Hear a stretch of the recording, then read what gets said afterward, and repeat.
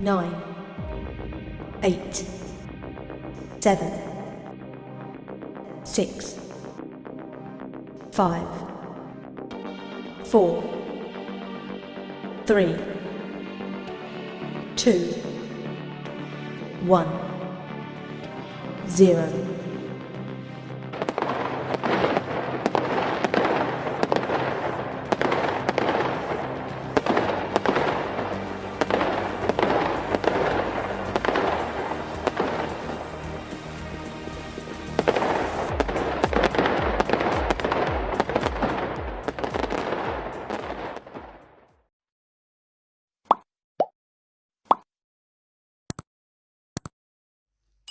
बिस्मिल्लाहिर्रहमानिर्रहीम। अस्सलाम वालेकुम। Welcome to my YouTube channel novel readers hub. कैसे हैं आप सब लोग? कल का नॉवल आपको कैसा लगा कमेंट सेक्शन में ज़रूर बताइएगा और साथ ही मेरे चैनल को लाइक शेयर और सब्सक्राइब भी ज़रूर करें। आज हम जो पढ़ रहे हैं वो है एक शॉर्ट नॉवल जिसको नॉवल बोला जाता है। वो है हुमा आमिर का है हम अहले मोहब्बत ऐसे हैं। मुझे यकीन है कि ये बाकी नॉवेल्स की तरह आपको बहुत पसंद आएगा। ये रिदा डाइजेस्ट के दिसंबर के शुमारे 2009 दिसंबर के शुमारे में ये शाया हुआ था। चलिए स्टार्ट करते हैं। हम अहले मोहब्बत ऐसे हैं।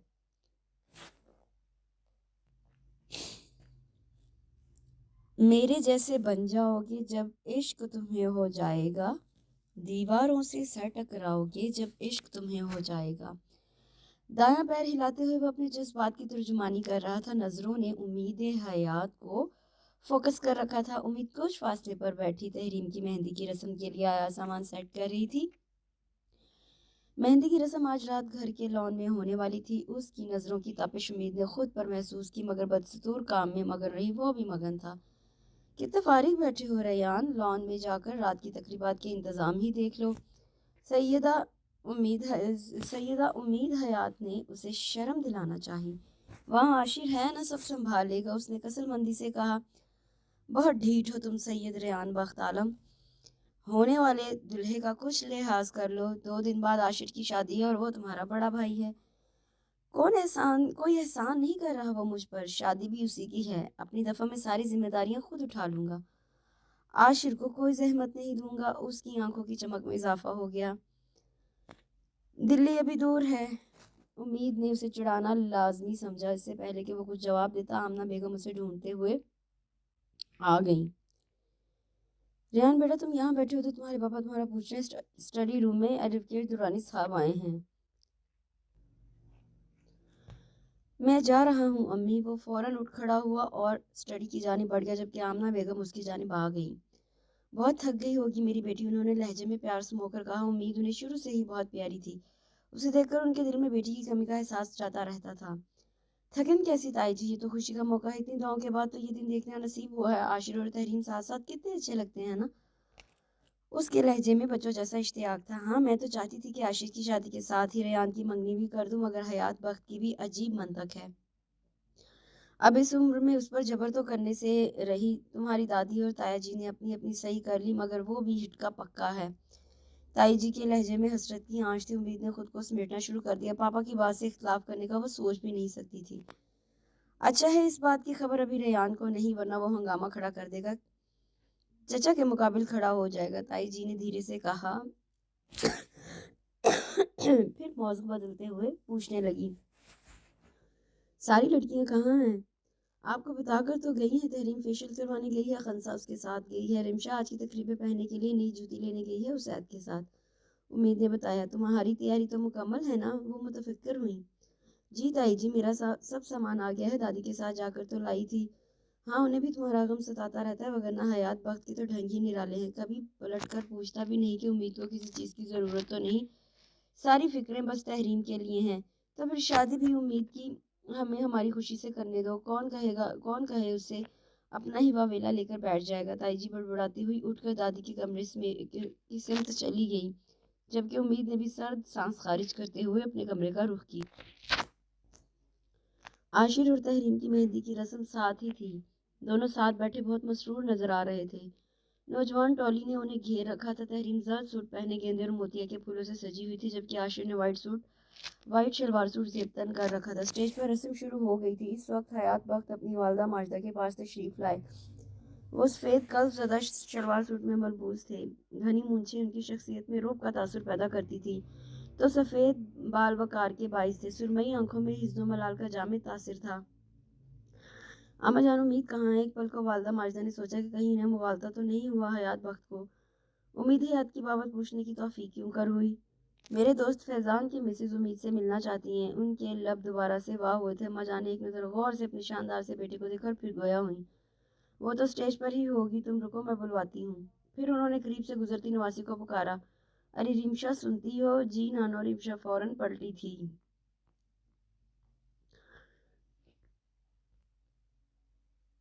जरा उम्मीद को तो भेज। रिमशा नानो का हुक्म सुनते ही स्टेज की जाने बढ़ गई। कुछ ही देर में उम्मीद उनके रूबरू थी। उसने मेहंदी रंग के विश्वास पजामे पर बड़ा सा दुपट्टा ले रखा था। जी दादी आपने बुलाया? उसने एक नज़र बाप पर डालकर दादी से दरियाफ्त की। तुम्हारे बाबा ने बुलाया है, उन्होंने बताया तो वह हयात बख्त की जानिब पलटी। आओ तुम्हें किसी से मिलवाना है। वो आगे बढ़े तो उम्मीद हैरान होते हुए उनकी पैरवी करने लगी। वो एक ग्रेसफुल सी खातून उनके नज़दीक जा रुके। भाभी ये है उम्मीद, हयात मेरी छोटी बेटी। हयात बख्त ने तारुफ करवाया तो उसने नजरबी खातून को सलाम किया, जिसका बड़ी गर्मजोशी से जवाब मिला। उम्मीद ये फैज़ान अहमद की वाइफ है, तुमसे मिलना चाहती थी। तुम भाभी से बातें करो, मैं ज़रा दूसरे मेहमानों की खबर लूँ। हयात बख्त मसरूफ से अंदाज में कहते हुए एक जानिब बढ़ गए, जबकि उम्मीद उन आंटी के बराबर की सीट में बैठ गई। आंटी उसका इंटरव्यू करने लगी। वो हैरान होती हुई उनके सवालात के जवाब देने लगी। तकरीब के इख्तिताम के वक्त होने वाली किन ने ठंडक में इजाफा कर दिया। तकरीबन मेहमान जा चुके थे। जो मौजूद थे वो जाने की तैयारी करने लगे। बारात का इंतजाम मैरिज हॉल में किया गया था। दूल्हा वाले भी वही थे जो दुल्हन वाले थे। सब मिली जुली तकरीब थी। रुखसती के वक्त तहरीम को रेहान की गाड़ी में बिठाया गया था। घर पहुंचने पर साले फूफो ने दुल्हन के रूप में सजी तहरीम को आशिर के सजे सजाए कमरे में पहुंचाया और सोने के लिए वालदा के कमरे में पहुंच गई। बाकी सब जहां भी जगह मिली सोने के लिए लेट गए। रात भी बीत रही थी। उम्मीद लाउंज समेट कर अपने कमरे में आई थी और अब अलमारी के आगे खड़ी अपने लिए कोई हल्का फुल्का सा सूट मुंतखब कर रही थी ताकि इजी हो सके। दस्तक की आवाज़ पर उसने पलट कर देखा। दरवाजे के बीचों बीच रेयान खड़ा उसे पुरशौक नजरों से देख रहा था। तकरीब के दौरान वो इतना मसरूफ रहा था कि उम्मीद को जी भर के देख भी ना पाया था। रात के इस पहर उसे फुर्सत मिली थी और वो मौका गंवाने वालों में से ना था। तुम सोए नहीं? उम्मीद ने उसका जायजा लिया, जो जीन्स की पैंट और लॉन्ग कुर्ते में मलबूस था। उम्मीद यार वो चाय की तलब हो रही है। वो कमरे में दाखिल होकर सोफे पर दराज हो गई, जबकि नजरें उस कोमल चेहरे का बोसा ले रही थी जिसे दिल ने न जाने कब से अपना मकीन कर लिया था। इस वक्त तुम चाय पियोगी? उम्मीद ने वॉल क्लॉक पर नजर डाली जो रात के 4 बजा रही थी। मुझे अपने कल के लेक्चर की तैयारी करनी है, उसने बहाना घड़ा। हालांकि वो लगी लिपटी का कायल नहीं था, मगर रात के इस पहर दिल का उसे मजबूर करके उम्मीद के कमरे में लाना भी उसे अच्छा नहीं लग रहा था। बना देती हूँ। उम्मीद किचन में आ गई। रेयान भी उसके पीछे था। मेहरान अहमद तुम्हारे नज़दीक खड़ा क्या कर रहा था? रेयान स्टूल पर बैठ चुका था। उसके सवाल ने उम्मीद को चौंका कम और हैरान ज्यादा किया। पापा ने उसका तारुफ करवाया था, अंकल फैजान का बेटा है। आज से पहले रेयान ने कभी इस बात की टो नहीं ली थी कि वो किससे मिलती है, किससे बात करती है। मुझे तुम्हारा उसके साथ हंसना बोलना जहर से भी बुरा लगा है। उसने उम्मीद की साथ जगमगाती आंखों में झांका। शायद रेयान की छठी हिस्स ने कोई सिग्नल दिया था। रेयान, पापा ने मुझे उससे मिलवाया था, मैं रूडली बिहेव करने से रही। एक तो हयात बख्श साहब भी अजीब हैं, कहाँ तो उन्हें खुद तुमसे मिलना याद नहीं रहता और कहाँ ये आलम के दूसरों से उम्मीद हयात का तारुफ करवाया जा रहा है। उसने कदरे नागवारी से कहते हुए चाय का कप उम्मीद के हाथ से ले लिया। फॉर योर काइंड इन्फॉर्मेशन, वो तुम्हारे चाचू हैं।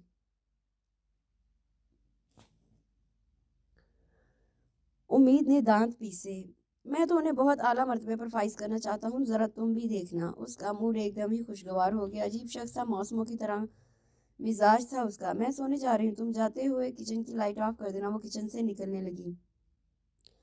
आइंदा तुम मुझे मेहरान के साथ नजर ना आओ। उसकी आवाज़ ने उम्मीद के कदमों को जंजीर किया।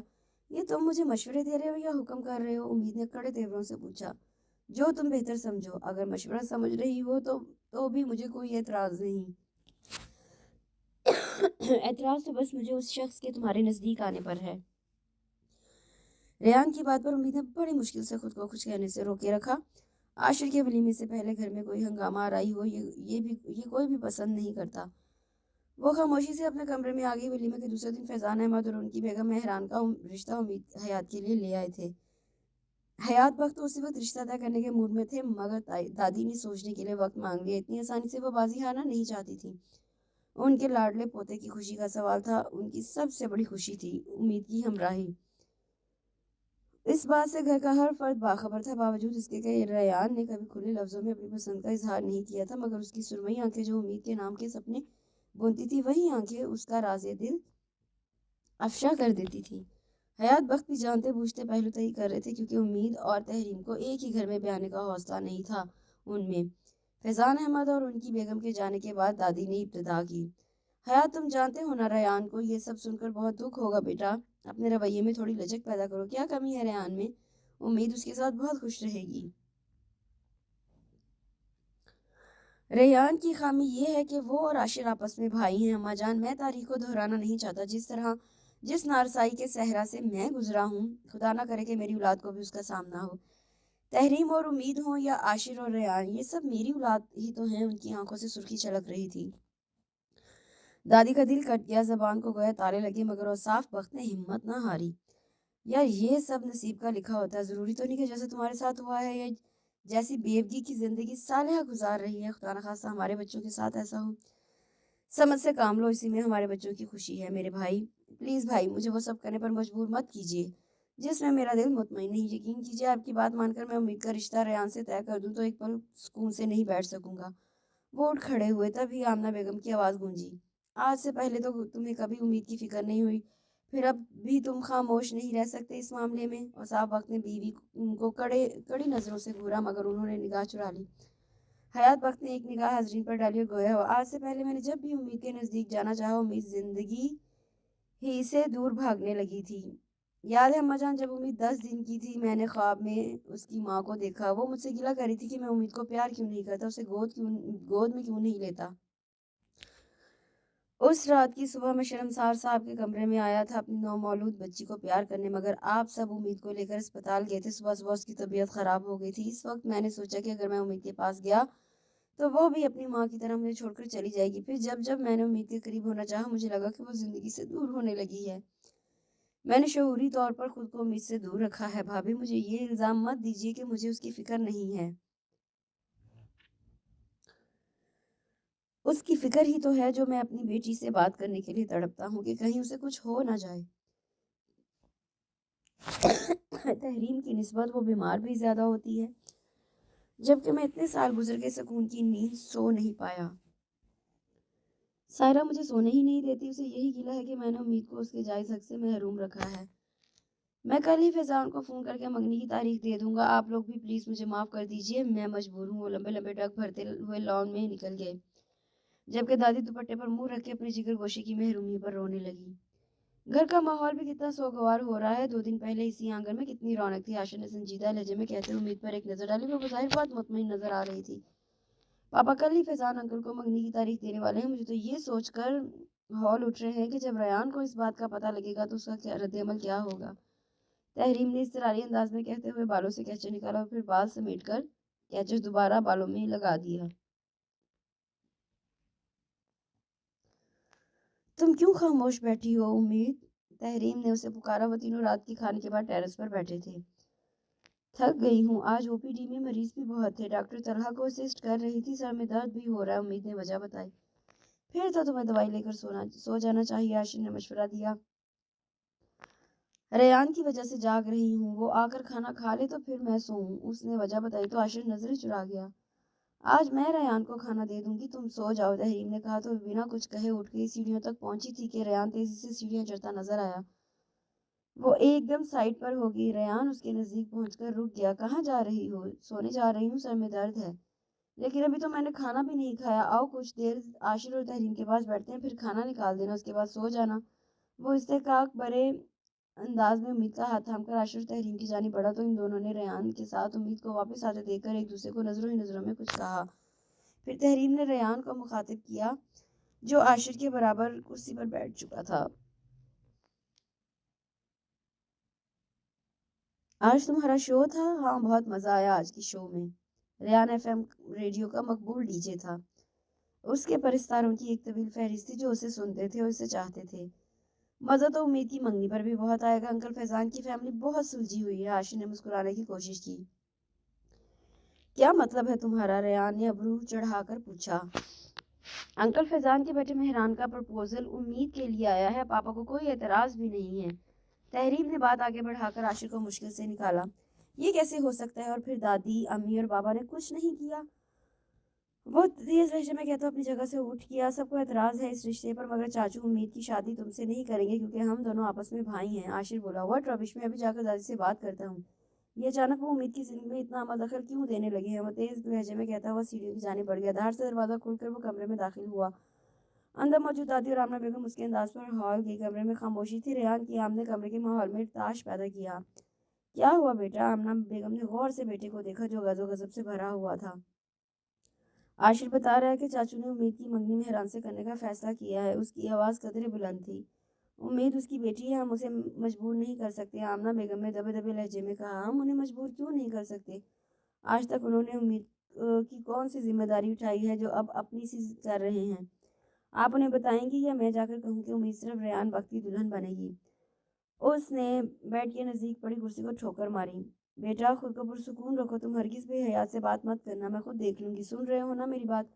آمنہ بیگم نے اس کے پاس آ کر اس کے کندھے پر ہاتھ رکھا جبکہ دادی بت بنی بیٹھی تھی۔ ان کے انداز میں بے چارگی نمایاں تھی۔ ایک طرف بیٹا تھا تو دوسری طرف پوتا۔ ایک بات یاد رکھیے گا آپ دونوں، امید اگر کسی اور کی ہوئی تو میں اس شخص کی جان لے لوں گا۔ وہ آمنہ بیگم کا ہاتھ جھٹک کر باہر نکل گیا جبکہ دونوں ساس بہو ایک دوسرے کو دیکھ کر رہ گئی۔ سید منزل میں احسان بخت اور ریحانہ بانو اپنے 4 بچوں سمیت زندگی کی خوشیاں چن رہے تھے۔ اوصاف بخت نے تعلیم سے فارغ ہو کر احسان بخت کے بزنس میں ہاتھ بٹانا شروع کر دیا تھا۔ سمیرہ اور صالحہ گریجویشن کے بعد شادی کی تیاریوں میں مصروف تھیں۔ وہ دونوں اپنے تایا کے بیٹوں سے منسوب تھی۔ سب سے چھوٹے حیات بخت ایک اخبار سے وابستہ تھے۔ اوصاف اور حیات بخت کی نسبت ریحانہ بانو نے اپنی بھانجیوں سے طے کر رکھی تھی۔ 2 مہینوں کے وقفے سے چاروں کی شادیاں طے تھیں۔ پہلے سمیرہ اور صالحہ سید منزل سے رخصت ہوئی۔ اس کے 2 ماہ بعد اوصاف اور حیات بخت کی زندگی کو مکمل کرنے کے لیے آمنہ اور سائرہ آ گئی۔ سید منزل میں زندگی کسی جنت سے کم نہیں تھی۔ اوصاف بخت کو قدرت نے یکے بعد دیگرے 2 بیٹے نوازے تھے تو حیات بخت اور سائرہ تحریم کے لاڈ اٹھاتے نہ تھکتے۔ وہیں سمیرہ کی بھی 2 بیٹیاں تھیں تو صالحہ ایک بیٹے اسید کی ماں کے مرتبے پر فائز تھی۔ جب تحریم 2 سال کی ہوئی تو سائرہ دوبارہ ماں بننے کے مرحلے سے گزر رہی تھی۔ اچانک ہی ایک حادثے میں صالحہ کا شوہر ریاض صبح دفتر کے لیے نکلا تھا مگر شام کو اس کی لاش گھر پہنچی تھی۔ احسان بخت کا گھرانہ ابھی اس صدمے کے اثر سے نکلا بھی نہیں تھا کہ سائرہ ایک بچی کو جنم دے کر چل بسی۔ عین وقت پر ان کا بلڈ پریشر خطرناک حد تک بڑھ گیا تھا۔ حیات بخت نے بچی کو بیوی کی موت کا ذمہ دار ٹھہراتے ہوئے اسے دیکھنے سے منع کر دیا۔ 8 دن تک کسی کو اس کے نام رکھنے کا خیال بھی نہیں آیا۔ 9ویں دن احسان بخت نے اس کا نام امید حیات رکھا کہ شاید اس کی محبت حیات بخت کو زندگی کی جانب لا سکے، مگر حیات بخت نے کبھی اس کے نخرے نہیں اٹھائے۔ وہ دادی اور تائی کی آغوش میں پلتی رہی۔ حیات بخت تحریم کے لیے کھلونے لاتے تو ریحانہ بانو انہیں احساس دلاتی کہ وہ امید کے لیے کچھ نہیں لائے۔ جواباً وہ کہتے کہ بھول گیا ہوں، کل لا دوں گا، مگر وہ کل کبھی نہیں آئی۔ بڑی ہونے پر ذمہ داری تحریم نے اٹھا لی۔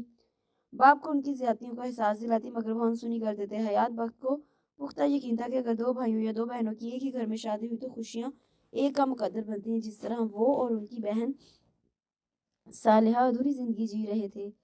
بہت پہلے ہی انہوں نے خود سے عہد کر لیا تھا کہ وہ امید اور تحریم کی شادی ایک گھر میں نہیں کریں گے۔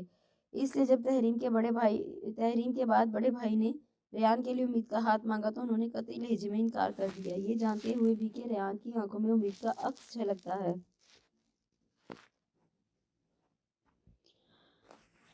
انہی دنوں جب ریان میٹرک میں تھا، احسان بخت ایک رات سوئے تو سوتے رہ گئے۔ یہ صدمہ بھی بڑا تھا مگر رفتہ رفتہ سب سنبھل گئے۔ عاشر بہت دھیمے مزاج کا تھا، اس کے برعکس ریان حد درجہ نازک مزاج تھا۔ جتنی دیر وہ گھر میں رہتا آمنہ بیگم اس کے پیچھے ہلکان ہوتی رہتی تھی۔ دوران تعلیم ہی اس نے FM ریڈیو جوائن کر لیا تھا جہاں سے وہ کبھی شام میں تو کبھی لیٹ نائٹ کے پروگرام کرتا، سو گھر پر واپسی بھی دیر سے ہوتی تھی۔ امید جو دیر تک جاگنے کی عادی تھی، تائی جی کی پریشانی کا خیال کر کے اس نے ریان کے رات کے کھانے کی ذمہ داری خود لے لی۔ ان دنوں وہ میٹرک میں تھی۔ رفتہ رفتہ ریان کے سارے کام وہ اپنے ذمہ لیتی گئی۔ اسے تائی جی کا ریان کے پیچھے ہلکان ہونا اچھا نہیں لگتا تھا۔ وہ اکثر عاشر کا ریان سے موازنہ کرتی تھی۔ عاشر اپنے کپڑے بھی خود پریس کرتا تھا۔ بے وقت چائے پینے کا موڈ ہو تو چائے بھی وہ خود بنا لیتا تھا۔ نہ ماں کو پریشان کرتا تھا، نہ ہی ان دونوں بہنوں کو اس نے کسی کام سے پکارا تھا، جبکہ ریان کو تو پانی پینے کے لیے بھی کچن تک جانے کی زحمت گوارا نہیں ہوتی تھی۔ امید کی نسبت تحریم بہت لاؤبالی تھی۔ IR میں ماسٹرز کرنے کے بعد اس نے حیات بخت کے ساتھ ان کا اخبار جوائن کر لیا تھا، جبکہ ریان نے MBA کے بعد اردو ادب میں ماسٹر کیا تھا اور اب ایک پرائیویٹ کالج میں اردو ادب پڑھاتا تھا۔ شام کے وقت وہ بھی حیات بخت کے اخبار کے دفتر حاضری لگاتا تھا۔ امید کے معاملے میں چاچو سے اختلاف اپنی جگہ، لیکن بطور جرنلسٹ کے وہ چاچو کو آئیڈیلائز کرتا تھا۔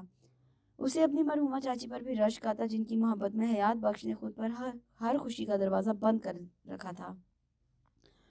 البتہ امید کے معاملے میں وہ انہیں کوئی رعایت دینے کے لیے تیار نہیں تھا۔ وہ اس بات کا کسی حد تک اندازہ حیات بخت کو بھی تھا۔ امید حیات ڈیوٹی روم میں موجود تھی۔ وہ آف کر چکی تھی۔ چارج اس نے ڈاکٹر ریمشا کو دے دیا تھا۔ ریمشا سمیرا پھپھو کی بیٹی تھی۔ دونوں تقریباً ہم عمر تھیں اور دونوں نے ساتھ ہی ڈاؤ میڈیکل کالج سے پڑھا تھا۔ اس ہسپتال میں بھی دونوں ساتھ تھیں، بس دونوں کی ڈیوٹی کے اوقات مختلف تھے۔ امید گاڑی کا انتظار کر رہی تھی جو اسے گھر سے لینے کے لیے آنے والی تھی۔ نرس نے اندر جھانک کر اسے گاڑی کی آمد کا بتایا تو وہ بیگ سنبھال کر باہر آ گیا۔ ہسپتال کے احاطے میں ریان کی کرولا دیکھ کر اسے جھٹکا لگا۔ ریان فرنٹ ڈور کھولے اس کا منتظر تھا۔ اکرم نہیں آیا؟ اس نے گاڑی میں بیٹھنے کے بعد ڈرائیور کی بابت پوچھا۔ میں نے اسے منع کیا تھا آنے سے۔ مجھے تم سے کچھ ضروری بات کرنی ہے۔ ایسی کیا بات ہے جو گھر پر نہیں ہو سکتی؟ بتا رہا ہوں نا۔ وہ گاڑی سٹارٹ کر کے ہسپتال سے باہر نکالنے لگا۔ امید نے ایک نظر اس پر ڈالی۔ بلو جینز اور فل سلیوز کی بلیک شرٹ پہن رکھی تھی۔ بال ہوا سے کچھ بکھر گئے تھے۔ چاچو نے مہران کے معاملے میں تم سے رائے لی ہے؟ اس کی توجہ ونڈ اسکرین کی جانب مرکوز تھی۔ چہرے پر سنجیدگی کی دبیز تہ جمی ہوئی تھی۔ نہیں۔ امید نے اپنے ہاتھوں کی لکیروں کو ایک نظر دیکھا۔ تم انہیں بتا دو کہ تم مہران سے شادی نہیں کرنا چاہتی ہو، تم ریان بخت سے شادی کرو گی۔ وہ مستحکم لہجے میں بولا۔ ریان، میں پاپا سے ایسی کوئی بات نہیں کرنے والی، نہ ہی میں نے تم سے کوئی بھی کبھی وعدہ کیا ہے۔ تم ہوش میں ہو امید؟ معلوم ہے تم کیا کہہ رہی ہو؟ اس نے ایک دم بریک لگائے تو گاڑی بری طرح ہلتے ہوئے رک گئی۔ امید نے بمشکل خود کو آگے کی طرف گرنے سے بچایا۔ کیا مسئلہ ہے تمہارا؟ وہ چیخ پڑی۔ تم مسئلہ ہو میرا امید حیات۔ اگر تمہاری خلوت میں کوئی آئے گا تو وہ صرف ریان بخت ہوگا، کسی دوسرے کو میں تمہارے نزدیک گوارا نہیں کر سکتا۔ وہ اس کی آنکھوں میں جھانکتے ہوئے بولا۔ اس کے لفظوں کی گہرائی امید کی ہتھیلیوں کو نم کر گئی۔ ریان، سمجھنے کی کوشش کرو، میں اپنی طرف سے پاپا کو کوئی دکھ نہیں دینا چاہتی۔ وہ پہلے ہی کتنے اکیلے ہیں۔ اس نے اپنے تئیں سمجھانے کی کوشش کی، مگر مقابل ریان بخت تھا جو پہلے ہی سب کچھ سوچ اور سمجھ چکا تھا۔ ٹھیک ہے، اب جو بھی کرنا ہے میں خود کر لوں گا۔ اس نے گاڑی سٹارٹ کر کے نظریں سڑک پر جما دی، جبکہ امید اس کے اگلے قدم کے بارے میں سوچنے لگی جو یقیناً گھر کے سکون کو تہوالہ کرنے والا تھا۔ ریان کے مزاج سے وہ بخوبی واقف تھی۔ اگلے 15 منٹ کے بعد گاڑی شہر کی مختلف سڑکوں پر سے ہوتی ہوئی شہر سے باہر جانے والے رستوں پر رواں ہوئی تو امید کے ہاتھوں کے طوطے اڑ گئے۔ ریان، تم مجھے کہاں لے جا رہے ہو؟ اس کا لہجہ لرز رہا تھا، پیروں پر کپکپاہٹ طاری تھی، جبکہ ریان بے حد پرسکون انداز میں گویا ہوا۔ تمہیں کڈنیپ کر کے شہر سے باہر لے جا رہا ہوں۔ میرے دوست کا فارم ہاؤس ہے شہر سے 120 کلومیٹر کے فاصلے پر۔ تمہیں وہیں رکھوں گا۔ جب چاچو ہماری شادی کے لیے رضامند ہو جائیں گے تو تمہیں واپس لے آؤں گا۔ اس نے ایک نظر امید کے چہرے پر ڈالی جہاں ہوائیاں اڑ رہی تھی۔ ریان، تم ٹھیک نہیں کر رہے ہو، یہ اس مسئلے کا حل نہیں ہے، اس نے بےچارگی سے کہا۔ میرے نزدیک تو یہی حل ہے، کیونکہ امی نے مجھے براہ راست چاچو سے اس موضوع پر بات کرنے سے منع کیا ہے۔ اگر تم ساتھ دے دیتی تو مجھے یہ غلط قدم نہ اٹھانا پڑتا۔ اب بھی وقت ہے، اگر تم چاچو سے بات کر لو تو مجھے کوئی اعتراض نہیں، میں تمہیں گھر لیے چلتا ہوں، ریان نے کہا۔ امید تو گویا جی اٹھی، پروانہ آزادی پا کر۔ ٹھیک ہے ریان، مجھے منظور ہے، تم جیسا کہو گے میں ویسا ہی کروں گا۔ میں آج رات اسلام آباد جا رہا ہوں، 1 ہفتے کا کام ہے مجھے وہاں پر۔ میں واپس آؤں تو یہ مہران والا معاملہ ختم ہو چکا ہو۔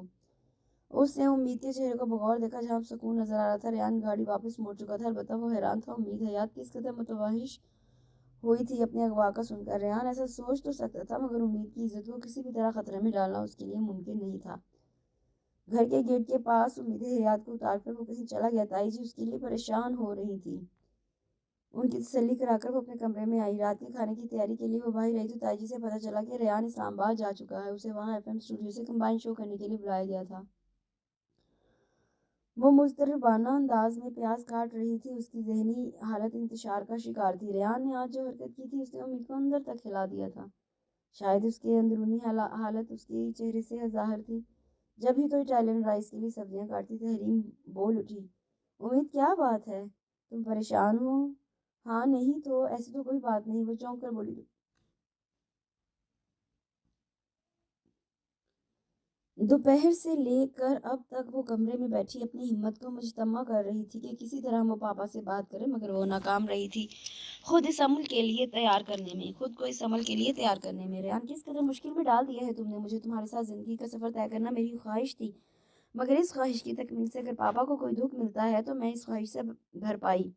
میں پاپا سے کچھ نہیں کہوں گی، تم تو 1 ہفتے کے بعد اسلام آباد سے لوٹو گے، اس دوران لازمی پاپا میرا رشتہ مہران سے طے کر چکے ہوں گے۔ واپس آ کر تم شور ضرور مچاؤ گے، مگر کوئی بھی انتہائی قدم اٹھانے سے گریز کرو گے۔ تمہیں مہران کا میرے ساتھ نظر آنا گوارا نہیں تھا؟ 1 ہفتے بعد میں اس کی منگیتر کہلاؤں گی تو شاید تم اپنی سوچوں سے میری شبیہہ مٹا دو، ایک ایسی لڑکی جو کسی کی منگیتر ہے، اس کے خواب اپنی آنکھوں سے نوچ دو۔ وہ دل ہی دل میں ریان سے مخاطب تھی، یہ جانے بنا کیا تحریم اس کی سوچوں کو پڑھنے کے جتن کر رہی تھی۔ تحریم کو اپنی معصوم سی بہن کی یہ کھوئی کیفیت اضطراب میں مبتلا کر رہی تھی۔ امید تمہاری طبیعت ٹھیک نہیں لگ رہی، جاؤ جا کر آرام کرو، میں سب نمٹا لوں گی۔ اور اس نے کچن کے کاموں کے بارے میں کہا تو امید بنا ہیلو حجت کے اٹھ گئی، اپنی کیفیت اسے خود پریشان کر رہی تھی۔ آخر وہ چاہتی کیا ہے؟ پاپا کا کیا گیا فیصلہ اسے منظور ہے تو پھر یہ بے کلی کیوں اس کا دل کسی چیز میں نہیں لگ رہا؟ وہ اپنے کمرے کی سمت جانے لگی، مگر اسے راستے میں رکنا پڑا کیونکہ دادی نے اسے پکارا تھا۔ جی دادی، وہ ان کے نزدیک چلی آئی۔ حیات نے پرسوں مہران کے گھر والوں کو رسم کے لیے بلایا ہے۔ دادی نے اسے ٹٹولتی نظروں سے دیکھا۔ جی، وہ ان کے نزدیک تخت پر بیٹھ گئی۔ امید تمہیں کوئی اعتراض نہیں ہے؟ دادی، جب پاپا کو کوئی اعتراض نہیں تو آنے دیں انہیں۔ اس نے دھیرے سے کہہ کر ان کے کندھے پر سر رکھ دیا، ساتھ ہی ان کا دوپٹہ اپنے چہرے پر رکھ لیا۔ یہ اس کا مخصوص انداز تھا۔ ریان کا کیا ہوگا؟ دادی نے سرگوشی میں کہا، لیکن اس نے جواب دینے سے گریز کیا اور یوں ہی چپ چاپ کتنی ہی دیر بیٹھی رہی۔ دادی منہ ہی منہ میں کچھ پڑھنے لگی، بالآخر اسے تائی جی کی پکار پر اٹھنا پڑا۔ وہ امید سے پوچھ رہی تھی کہ ڈائننگ روم کے پردے دھلوانے کے لیے تروا لیے یا یہ کام ابھی رہتا ہے۔ وہ تائی جی کو جواب دینے لگی۔ تائی جی کا ملول چہرہ اسے شرمسار کر رہا تھا، گویا ان کی اداسی کا سبب وہ ہو۔ تائی جی نے خود کو منگنی کی تیاریوں میں مصروف رکھا تھا، حالانکہ انہیں یہ سب اچھا نہیں لگ رہا تھا۔ انہوں نے اسے پالا تھا، وہ اسے اپنی بیٹی ہی مانتی تھی۔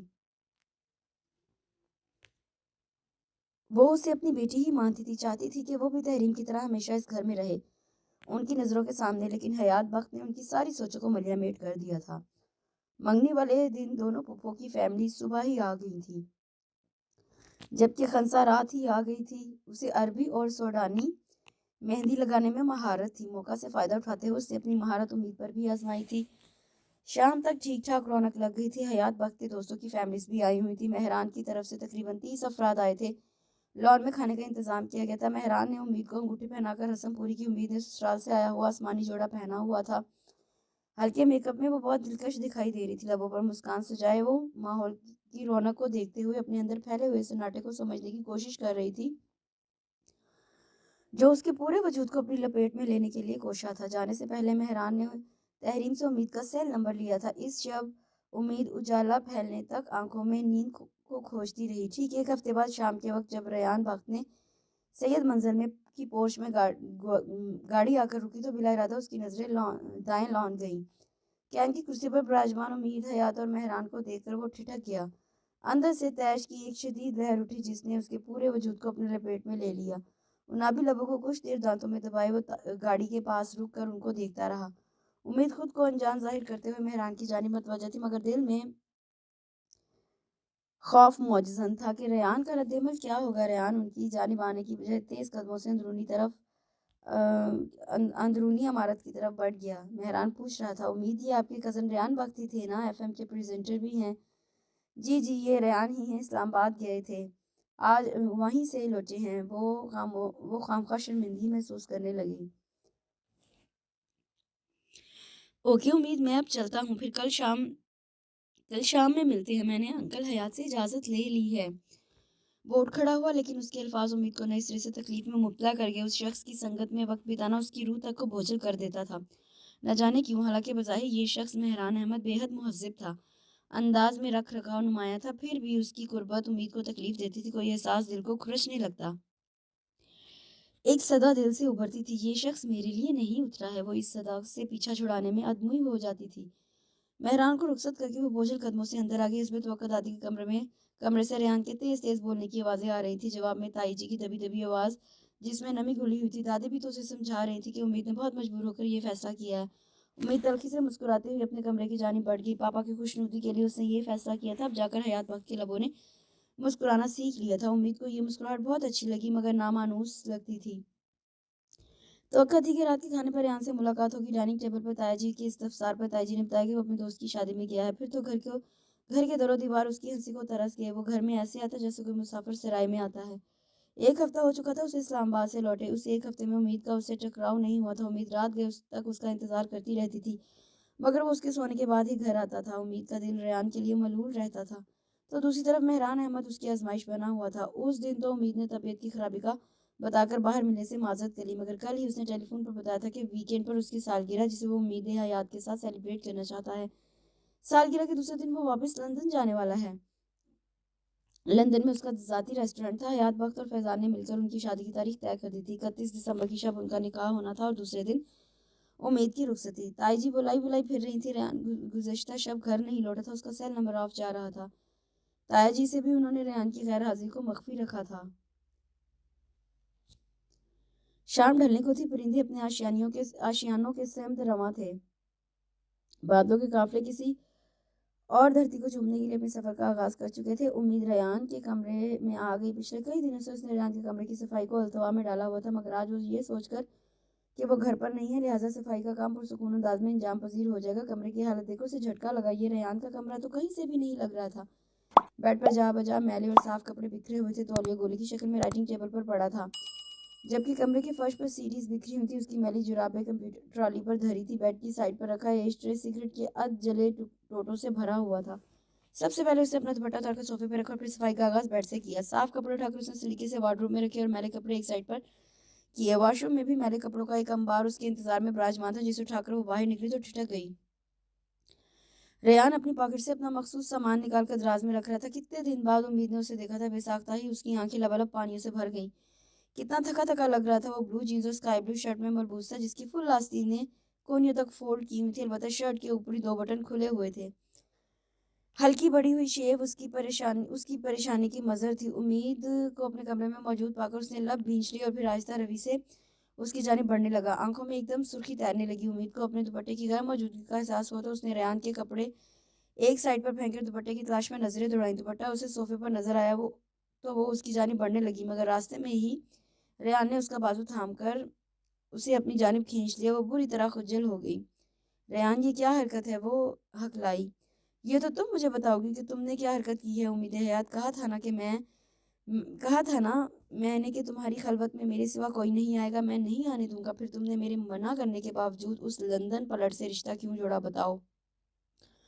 جواب دو۔ اس کی سانسوں کی تپش امید اپنے رخساروں پر محسوس کر رہی تھی۔ اس کے کھلے ڈلے الفاظ امید کی پیشانی کو عرق-آلود کر گئے تھے۔ تمہارے نام کے ساتھ ریحان بخت کا نام جڑے گا، سنا تم نے؟ اور خبردار میرے کسی کام کو ہاتھ لگانے کی کوشش کی تم نے؟ اس کا لہجہ آگ برسا رہا تھا۔ امید کا پورا وجود جھلسنے لگا اور وہ آنسو جو نین کٹوروں میں جمع تھے ٹپا ٹپ بہنے لگے۔ کب اس نے ریحان کا ایسا انداز دیکھا تھا؟ وہ تو سراپا محبت تھا اس کے لیے، پر اب تو ایسا پتھر ہو گیا تھا کہ امید کے آنسو بھی اسے موم کرنے میں ناکام تھے۔ اب بھی وہ امید کے حصول سے دستبردار نہیں ہوا تھا۔ دفع ہو جاؤ یہاں سے اور دوبارہ اس کمرے میں قدم اس وقت رکھنا جب تم میری دلہن بنو۔ اس نے ایک جھٹکے سے امید کو خود سے دور کیا۔ وہ ایک دم لڑکھڑا گئی، پھر سنبھلتے ہوئے ایک بھیگتی نظر اس شعلہ جوالا بنے شخص پر ڈالی، بنا دوپٹہ لیے اپنے کمرے میں آ گئی۔ ریحان کے اس روپ نے اس کے اندر توڑ پھوڑ مچا دی تھی۔ دادی، آپ نے بھی میرا ساتھ نہیں دیا، روکا کیوں نہیں اپنے لاڈلے کو؟ یا پھر مجھے ہی اطلاع کر دیتی، میں سب کچھ چھوڑ کر آ جاتا، کچھ کر کرا کر منگنی رکوا دیتا۔ رات کے اس پہر جب گھر کا ہر فرد خواب خرگوش کے مزے لے رہا تھا، ایسے میں وہ دادی کے کمرے میں ان کی گود میں منہ چھپائے شکواں کے نہ تھا۔ امید کو تو میں بالکل بھی معاف نہیں کروں گا۔ کتنا سمجھایا تھا، اسے ڈرایا بھی تھا کہ وہ منگنی سے انکار کر دے مگر اسے تو بس آنسو بہانا ہی آتے ہیں۔ ریحان کے تصور کے پردے پر اس کی بھیگی بھیگی آنکھیں لہرائیں جبکہ دادی حیرت سے ریحان کو دیکھنے لگی۔ امید تو بہت ضبط والی تھی، آنسو بہانے کی تو اسے عادت نہیں تھی۔ امید نے تو کبھی اپنی ذات سے کسی کو دکھ دینے کی کوشش نہیں کی، سب کا خیال رکھتی ہے میری بچی۔ دادی نے سائڈ لی۔ دادی میں نے کسے دکھ دیا ہے؟ जो मेरी किस्मत में ये दुख लिखा गया है। उसने चेहरा उठाकर दादी को देखा, उनके दिल पर घोंसा पड़ा। वो रो रहा था, उनका कड़ियल पोता। अब भूल जाओ सब रेहान, वो किसी और की इज्जत बनने जा रही है। सबर कर, तेरे लिए भला लड़कियों की कमी है। उन्होंने खुद को संभाल कर उसे बहलाने की कोशिश की। ये नहीं हो सकता मुझसे दादी, बिल्कुल भी नहीं। मैं उसे किसी और के साथ नहीं देख सकता, ना ही उसे किसी और की होने दूंगा। वो उठकर बैठ गया। फिर क्या करोगे? दादी ने उसकी बात सुनकर दहल गई। कुछ भी करूंगा, मगर उम्मीदें हयात किसी और की हुई तो रेहान वक्त ही होगा। वो उठकर जाने लगा। सुनो रेहान, जो कुछ भी करना है एहतियात से, अपने बाप और चचा की इज्जत का ख्याल रखना। हयात ने शादी की तारीख तय कर दी है, ऐसा ना हो कि हमारी इज्जत खाक में मिल जाए। उन्होंने उसे तनबीहा की। कुछ नसीहत अगर अपने बेटे को भी की होती आपने तो आज मेरा ये हाल ना होता। वो तलखी से कहता हुआ चला गया। हाँ तो लिसनर्स, हम बात कर रहे थे मोहब्बत के बारे में। अगर आप किसी से मोहब्बत करते हैं तो प्लीज़ उसे अपनाने में देर मत कीजिए। ऐसा ना हो कि वक्त हाथ से निकल जाए और आप तारे गिनते रह जाएं। चलिए पहले आप ये ट्रैक सुनिए, फिर हम इस टॉपिक को आगे बढ़ाएंगे। हवा के दोष पर अपने सेल फोन के जरिए रेहान का प्रोग्राम सुनती हूँ। उम्मीद ने एक तवील सांस खारिज की। ट्रैक शुरू हो चुका था। वो सोच रही थी कि रेहान की आवाज़ सुनने का बस यही एक जरिया रह गया है। घर में तो उसके आने जाने का कुछ पता ही नहीं चलता। रेहान की आवाज़ क्यों सुनना चाहती है? क्या वो सही कर रही है? उसके अंदर से आवाज़ उभरी। कल उसे मेहरान के साथ डिनर करना था। मेहरान की सालगिरह थी। तहरीम उसे साथ ले जाकर मेहरान के लिए तोहफा दिला लाई थी। बजाय इसके कि वो उसे मंगेतर के मुतालिक सोचती जिसके साथ उसे कल शाम गुजारनी थी, वो रेहान को सुन रही थी, उसे सोच रही थी। अंदर के शोर से घबराकर उसने रेडियो ऑफ किया और अपने कमरे से बाहर आ गई। घर में सन्नाटा तारी था। तमाम लोग अपने अपने कमरों में आराम कर रहे थे। वो लॉन में आ गई। चांद की 14 तारीख थी। लॉन के उस गुशे में जहाँ वो खड़ी थी चांदनी फैली हुई थी। वो फुआरे के पास बेंच पर बैठ गई। ठंडी हवा उसे लोरी सुनाने लगी। बैठे बैठे उसकी आंख लगी। जोर से आवाज हुई तो उसकी आंख खुली। रेहान आ चुका था। उसने अपनी गाड़ी का दरवाजा बंद किया था। इसी आवाज से उम्मीद की आंख खुली थी। कितना वक्त बीत गया था उसे यहाँ बैठे हुए। रेहान अंदर जा चुका था। पता नहीं उसने उम्मीद को देखा भी था या नहीं। वो थके थके कदमों से अंदर की जानिब बढ़ने लगी। किचन के करीब से गुजरते हुए वो ठिठक गई। अंदर से खटपट की आवाज आ रही थी। उम्मीद ने आगे बढ़कर अंदर झांका। रेहान उन्हीं कपड़ों में मलबूस माइक्रोवेव के आगे खड़ा था, अपने लिए खाना गर्म कर रहा था। उम्मीद अंदर आ गई। रेहान, मैं खाना गर्म कर दूं? उसके अंदाज में डर और झिझक दोनों ही थे। वो ओवन को छोड़कर उसकी सिमत मुड़ा। उसके चेहरे पर हिज़्नुम लाल की एक तहरीर सबत थी। उम्मीद के दिल को कुछ हुआ। ये शख्स कॉम्प्रोमाइज क्यों नहीं कर लेता? उम्मीद, तुम मुझसे शादी करोगी? वो उसके नज़दीक खड़ा पूछ रहा था। अंदाज की नरमी बता रही थी कि पुराना रेहान लौट आया है। ये कैसे हो सकता है? पापा शादी की डेट फिक्स कर चुके हैं। तुम्हें मुझसे अच्छी लड़की मिल जाएगी। मैं तुमसे मशवरा नहीं मांग रहा। जो पूछा है उसका जवाब दो। शादी मुझसे करोगी? वो फिर तल्ख हुआ। नहीं, ये अब मुमकिन नहीं है। उसने सपाट लहजे में जवाब दिया। ठीक है, अब मुझे जो करना है वो मैं करूँगा। उसने हाथ में पकड़ी प्लेट स्लैब पर पटकी और किचन से बाहर निकलता चला गया बिना कुछ खाए। उम्मीद में भी इतना हौसला न था कि वो खाना उसके कमरे में पहुंचाती, सो वो भी अपने कमरे में आ गई। ब्लैक जॉर्जेट का सूट जिस पर पर्ल का नाजुक काम बना हुआ था उम्मीद की शान बढ़ा रहा था। बालों को उसने कैचर में जकड़ रखा था। इस गैर मुल्की रेस्टोरेंट में मेहरान के साथ बैठी वो कुछ घबराई हुई लग रही थी। पहली दफ़ा वो उसके इस तरह किसी के साथ आई थी। अपने मेल क्लास फेलोज के साथ भी उसके इतने रवाबित नहीं थे कि कभी किसी के साथ इस तरह किसी पब्लिक प्लेस पर जाती। मेहरान भी शायद उसकी घबराहट महसूस कर गया था। जब ही बोला, उम्मीद, शायद आपको मेरे साथ आना अच्छा नहीं लगा। नहीं, ऐसी कोई बात नहीं। मैं सोच रही थी कि आप केक कब काटेंगे, और ये भी कि आपने किसी और को इनवाइट क्यों नहीं किया। I mean, आपकी फैमिली। उसने वजाहत करना ज़रूरी समझा। मेहरान उसकी बात पर कहका लगाकर हंस दिया। वो हैरत से उसे देखने लगा। एक्चुअली मैं सालगिरह नहीं मनाता। ये तो बस आपसे मिलने का बहाना था। मेहरान की बात पर वो खुद खून के घूंट पी कर रह गई। कितना धोखेबाज शख्स है। मेहरान, आपको इस तरह नहीं करना चाहिए था। वो सख्त लहजे में बोली। मेहरान पर कतना असर ना हुआ। वो वेटर को बुलाकर ऑर्डर लिखवाने लगा। खाना खाते हुए उसे एक अनोखा एहसास हुआ तो वो इर्द गिर्द नजर दौड़ाने लगी। दाएं जाने पर बैठा रेहान को बैठा देखकर उसकी रगों में खून मुंजमद होने लगा। वो उसे देख रहा था। आंखों से गोया शरारे निकल रहे थे। उसकी टेबल पर दो लड़कियां और दो लड़के आपस में खुशगपियों में मसरूफ थे। उम्मीद ने उनमें से एक लड़की और एक लड़के को पहचान लिया। वो दोनों आरजे थे, सोनिया रियाज और शकीला वन। बाकी दोनों भी शायद उनके साथी थे। उम्मीद ने मेहरान को देखा। वो खाना खाने में मशगूल था। वो रेहान की जानिब से खौफजदा थी कि वो आकर कोई तमाशा ना खड़ा कर दे। उससे खाना भी नहीं खाया जा रहा था। रेहान अब सोनिया रियाज से बातें कर रहा था। وہ بہت خوبصورت لڑکی تھی، کچھ عرصہ قبل انگلینڈ سے آئی تھی اور FM پر انگلش پروگرام کرتی تھی۔ کچھ دیر بعد وہ لوگ اٹھ کر چلے گئے تو امید نے سکون کا سانس لیا۔ ڈنر کے بعد مہران اسے گھر ڈراپ کر کے چلا گیا۔ دوسرے دن وہ لندن فلائی کر گیا۔ تائی جی اور تحریم نے حیات بخت کی ہدایت پر شادی کی تیاری شروع کر دی۔ دونوں جب بھی وقت ملتا مارکیٹ روانہ ہو جاتی، اسے بھی ساتھ لینے کی کوشش کی جاتی مگر وہ جان بچا لیتی۔ دوسری طرف مسز فیضان بھی وقتاً فوقتاً کسی نہ کسی بہانے سے یہاں موجود ہوتی، کبھی سوٹ کا ناپ لینا تو کبھی چوڑیوں کا۔ جو دن گزر رہے تھے امید پر عجیب بے حسی طاری ہو رہی تھی۔ ریان نے ایک انگلش اخبار جوائن کر لیا تھا۔ آج کل وہ اخبار کے دفتر کے نزدیک اپنے دوست کے ساتھ فلیٹ شیئر کرتا تھا۔ ہفتے میں ایک دفعہ وہ دادی اور تائی جی سے ملنے گھر آ جاتا تھا، چند گھنٹوں کے لیے۔ ایسے میں امید اس کے سامنے آنے سے گریز کرتی تھی، البتہ تحریم اس کی بہت تواضع کرتی تھی۔ وہ بھی بہت الجھا دکھائی دیتا۔ جیسے جیسے دن گزر رہے تھے اس کی پریشانی میں اضافہ ہو رہا تھا۔ کس طرح امید کو کسی اور کی ہونے سے روکے۔ اس دن آفس سے لوٹ کر اس نے عاشر اور تحریم کو ٹیلی فون کر کے اپنے فلیٹ پر بلایا کہ شاید ان سے بات کر کے کوئی حل دریافت ہو سکے۔ اس وقت وہ تینوں ریان کے فلیٹ کے لاؤنج میں بیٹھے تھے۔ تمہیں پہلے ہی کچھ کرنا تھا، اب تو وقت بہت کم ہے۔ عاشر کے لہجے میں پریشانی کا تاثر تھا۔ بہت کوشش کر چکا ہوں مہران کو ہر طرح سے امید سے بدظن کرنے کی، مگر وہ بھی بڑا ڈھیٹ ہے، کچھ اثر ہی نہیں ہے، یا اس پر یا پھر وہ امید پر پوری طرح سے لٹو ہو گیا ہے۔ ریان نے دانت پیسے۔ امید بھی تو خوب بن سما کر اس سے ملتی رہی ہے۔ اس کے لہجے میں بدگمانی کی جھلک تھی۔ اب کیا ارادہ ہے تمہارا؟ تحریم نے اس کے آئندہ پروگرام کے متعلق پوچھا۔ فی الحال کچھ سمجھ میں نہیں آ رہا، اس لیے تم دونوں کو بلایا ہے تاکہ کوئی حل نکل سکے۔ وگرنہ اگر میرا میٹر گھوما تو اسے سید منزل سے اٹھوا لوں گا، پھر چاچو کے بھی مزاج ٹھکانے آ جائیں گے۔ اس کے آخری جملوں پر عاشر نے اسے تعصب سے دیکھا، جبکہ تحریم واقف تھی اس جنون سے جسے دنیا محبت کے نام سے پکارتی ہے۔ اس طرح کی حرکت سے ہمارے گھرانے کی کتنی بدنامی ہوگی یہ بھی سوچ لینا۔ امید پر کتنی انگلیاں اٹھیں گی، لوگ کیا کیا باتیں بنائیں گے اس کے متعلق۔ عاشر نے سمجھانے کی سعی کی تو وہ ہتھے سے اکڑ گیا۔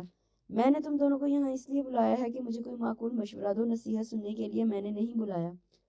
اس کی بات پر عاشر نے ہونٹ بھینچ لیے۔ ان کی یہ میٹنگ بنا کسی حتمی نتیجے پر پہنچے ختم ہو گئی۔ سالے پھوپھا اور سمیرا پھوپھا سید منزل آئی تھی۔ دادی نے انہیں مدعو کیا تھا، امید کے جہیز کے جوڑے ٹانکنے تھے تاکہ کہیں سے تو لگے کہ یہ شادی کا گھر ہے۔ تائی سمیت تینوں خواتین اپنے اپنے کاموں میں مصروف تھیں۔ خنسا نے شور مچایا کہ ڈھولک بجانی ہے۔ تحریم نے اسے کہا امید کو بھی بلا لائے۔ وہ کچھ ہی دیر بعد منہ لٹکائے واپس آ گئی۔ نانو اسے تو بخار ہو رہا ہے۔ خنسا کی بات سن کر دادی بھوکھلا کر اٹھ کھڑی ہوئی۔ امید نے کمرے کے اندر اندھیرا کیا ہوا تھا۔ دادی نے سوئچ بورڈ پر ہاتھ مار کر کمرے کی اسپاٹ لائٹس جلا دی۔ وہ بیڈ کے سرے پر بے خبر سو رہی تھی۔ لائٹ جلنے پر بھی اس کے غافل وجود میں جنبش نہیں ہوئی تھی۔ انہوں نے بیڈ پر ٹک کر اس کی پیشانی پر ہاتھ رکھا جو کہ آگ ہو رہی تھی۔ وہ کچھ بڑبڑا رہی تھی۔ انہوں نے جھک کر سننے کی کوشش کی۔ بابا، آپ کی خوشی سے بڑھ کر میرے لیے کچھ بھی نہیں، ریان بھی نہیں، پتہ نہیں وہ سمجھتا کیوں نہیں۔ زندگی امید پر ختم نہیں ہو جاتی۔ دادی کے جسم میں گویا برق دوڑ گئی۔ انہوں نے پل کے پل میں سوچا، تیزی سے امید کے کمرے سے نکل کر حیات بخت کے کمرے میں داخل ہوئی جو کہ امید کے کمرے کے بالکل سامنے تھا۔ حیات جو کہ سونے کی تیاری کر رہے تھے، والدہ ماجدہ کو سامنے پا کر حیران ہوئے۔ انہوں نے ہاتھ کو انگلی کی اشارے سے چپ رہنے کا کہا، ہاتھ پکڑ کر امید کے کمرے میں لے آئیں۔ حیات بخت نے امید کی 24 سالہ زندگی میں پہلی مرتبہ اس کے کمرے میں قدم رکھا۔ وہ اب بھی کچھ بڑبڑا رہی تھی۔ پاپا، زندگی میں پہلی بار آپ کو اپنی وجہ سے مسکراتے دیکھا ہے۔ آپ کی اس مسکراہٹ پر میں ایک کیا 100 ریان قربان کر سکتی ہوں۔ وہ ایک ایک لفظ بار بار دہرا رہی تھی۔ حیات بخت کتنی ہی دیر پتھر کے بت کی مانند کھڑے رہے۔ اپنے لیے امید کے جذبات جان کر ان کا دل ایک دم بوجھل ہو گیا۔ ابھی تو بہت کچھ باقی تھا۔ یکایک دادی نے اپنا دوپٹہ حیات بخت کے آگے پھیلا دیا۔ حیات، میرے بچوں کی خوشیاں لوٹا دو۔ تمہارے اس فیصلے نے سید منزل کو ابھی سے ویران کر دیا ہے۔ خوشیاں تو رونق بخشتی ہیں، ویرانی نہیں۔ ان کی بوڑھی آنکھوں میں آنسو تیرنے لگے تو بے ساختہ حیات بخت نے ان کے ہاتھ تھام لیے۔ اماں جان، مجھے کچھ وقت دیجیے، میں فیضان کو کیا جواب دوں گا؟ وہ تو شادی کے دعوت نامے تک بانٹ چکا ہے۔ وہ اماں جان کے ہاتھ چھوڑ کر کمرے سے نکلنے لگے۔ کمرے میں اپنا میڈیکل باکس لے کر آتی رمشا اور تحریم نے باقاعدہ آنکھیں پھاڑ کر حیات بخت کو امید کے کمرے سے نکلتے دیکھا۔ ان کے نزدیک تو یہ انہونی تھی۔ امید کا بخار دوسرے دن بھی نہیں اترا۔ دادی نے اس کے کمرے میں ڈیرا جما لیا تھا، جبکہ تائی جی اور سمیرا پھوپھو جو کہ شادی کے کارڈ بانٹنے جا رہی تھی، انہیں حیات بخت نے بنا کسی وجہ بتائے روک دیا۔ وہ عجب شش و پنج میں تھے کہ فیضان احمد سے کیا عذر پیش کریں گے۔ دوسری طرف انہیں مستقبل کا بھی ڈر تھا۔ ہر سانس سے دعا نکل رہی تھی، خدایا میرے بچوں کو اپنی مان میں رکھنا۔ پھر شاید قدرت کو ان پر ترس آ گیا۔ فیضان احمد کا فون آیا تھا، انہوں نے کہا کہ فی الحال مہران پاکستان نہیں آ سکتا کیونکہ کرسمس نائٹ کے ہنگامے میں اس کا ایک مقامی لڑکے سے جھگڑا ہو گیا تھا۔ مہران نے اسے شیشے کی بوتل کھینچ ماری تھی۔ لڑکا شدید زخمی حالت میں ہسپتال میں ایڈمٹ تھا۔ مہران کو مقامی پولیس نے گرفتار کر لیا تھا۔ حیات بخت نے فیضان کو یہ بتاتے ہوئے فون بند کر دیا کہ وہ اپنی بیٹی کی شادی مقررہ وقت پر ہی کریں گے۔ سید منزل میں ہنگامی حالات نافذ کر دیے گئے تھے۔ اس شاید شادی کے دعوت ناموں سے مہران کا نام کاٹ کر ریان لکھ چکا تھا۔ اس کے بعد دونوں پھوپھیاں دعوت نامے تقسیم کرنے نکل گئیں۔ عاشر دوسرے انتظامات میں لگا ہوا تھا۔ تائی جی اور تحریم بری کی ریڈی میڈ خریداری کرنے گئی ہوئی تھی، جبکہ امید دادی سے لاڈ اٹھوا رہی تھی۔ ریان تاحال اس صورتحال سے بے خبر تھا۔ حیات بخت کا آرڈر تھا کہ فی الحال اسے کچھ نہ بتایا جائے، مگر تحریم کیا کرتی، اس کے پیٹ میں درد ہونے لگا تھا اس خبر کو چھپانے سے۔ سو وہ بنا کسی کو بتائے رات کے وقت ریان کے فلیٹ پر آ گئی۔ 28 دسمبر کی رات ہی درمیان میں 2 دن تھے ریان کی خوشیوں کے۔ فلیٹ کا دروازہ اس کے دوست نے کھولا۔ تحریم کے استفسار پر اس نے ریان کے بیڈ روم کی جانب اشارہ کیا۔ وہ خود کچن میں چلا گیا۔ بیڈ روم کا دروازہ بند تھا۔ تحریم دروازہ کھول کر اندر داخل ہوئی تو دیکھا کہ کمرے کے اندر نیلی روشنی پھیلی ہوئی تھی۔ کمرے کے ماحول میں دھیمی موسیقی نے اپنا جادو پھیلایا ہوا تھا۔ ریان بیڈ پر اوندا لیٹا تھا، اس کے دایاں پاؤں اضطراری انداز میں ہل رہا تھا۔ تحریم نے میوزک بند کیا تو وہ چونک کر کھڑا ہو گیا۔ تحریم کو دیکھ کر اس کے لبوں پر طنزیہ مسکراہٹ پھیل گئی۔ میرا تماشا دیکھنے آئی ہو کہ میں امید کو کھو کر کس طرح جی رہا ہوں؟ اس کی آنکھیں سرخ ہو رہی تھی۔ تحریم کے دل کو کسی احساس نے بری طرح مسلا۔ بھائیوں جیسا رشتہ تھا اس کی اور ریان کے بیچ۔ خوشخبری دینے آئی ہوں، حالانکہ پاپا نے سختی سے منع کیا تھا تمہیں بتانے سے۔ کیسی خوشخبری؟ وہ تحریم کے نزدیک آ گیا۔ 31 دسمبر کی رات تمہارا اور امید کا نکاح ہے۔ اس کی بات سن کر ایک پل کو تو ریان کو اپنی سماعت پر شبہ ہوا، مگر تحریم کا خوشی سے چمکتا چہرہ دوسری ہی داستان سنا رہا تھا۔ یہ کیا کہہ رہی ہو تم؟ اس نے اپنا شک دور کرنا چاہا۔ جواب میں تحریم نے اپنی بات دہرائی۔ یہ کایا پلٹ کیسے ہوئی؟ وہ اب تک بے یقینی کے نرغے میں تھا۔ جواباً تحریم نے سارا قصہ کہہ سنایا۔ اب وہ مسکرا رہا تھا جیسے وجود ایک دم ہلکا پھلکا ہو گیا ہو۔ Thank God! کتنے برے فعل سے میرے رب نے مجھے بچا لیا۔ یہ سب امی اور دادی کی دعاؤں کا نتیجہ ہے۔ اس نے بکھرے بالوں کو مزید بگاڑا۔ کیا مطلب؟ اب حیران ہونے کی باری تحریم کی تھی۔ بیوٹی پارلر سے امید کو اڑانے کا پروگرام بنایا تھا میں نے، خدا مجھے معاف فرمائے، اس نے شرمساری سے بتایا۔ تحریم نے جھرجھری لی۔ وہ ایسا کر گزرتا تو سید منزل میں قیامت برپا ہو جاتی۔ سچ مچ پاگل ہو تم ریان، وہ فقط اتنا کہہ سکی۔ میں اب جا رہی ہوں، سب سے چھپ کر آئی ہوں، تم کل آ جانا۔ سید منزل تمہارے بغیر بہت اداس ہے، اور میری بہن بھی۔ وہ کہہ کر چلی گئی۔ نئے سال کی آمد کا جشن تمام دنیا میں منایا جا رہا تھا۔ سید منزل میں جو جشن تھا وہ امید اور ریان کے ایک ہونے کا تھا۔ نکاح ہو چکا تھا۔ ریان کی درخواست تھی کہ وہ امید سے ملنا چاہتا تھا، مگر تحریم رمشا خنسا نے سخت پہرا لگا رکھا تھا۔ دادی بھی ان سے ملی ہوئی تھی، سو اسے کامیابی نہیں ہوئی۔ دلہن بنی امید ریان کی منتظر تھی۔ اس کے کانوں میں ریان کی آواز گونج رہی تھی، آئندہ اس کمرے میں اس وقت داخل ہونا جب میری دلہن بنو۔ اس کے اندر سے خفگی کے جذبے نے سر ابھارا تھا۔ ریان کا رویہ یاد آتے ہی وہ اداس ہو گئی۔ بخار تو اتر چکا تھا، مگر کمزوری ابھی باقی تھی۔ اس نے بیڈ کراؤن سے کمر ٹکا لی، تب ہی دروازہ کھول کر ریان کمرے میں داخل ہوا۔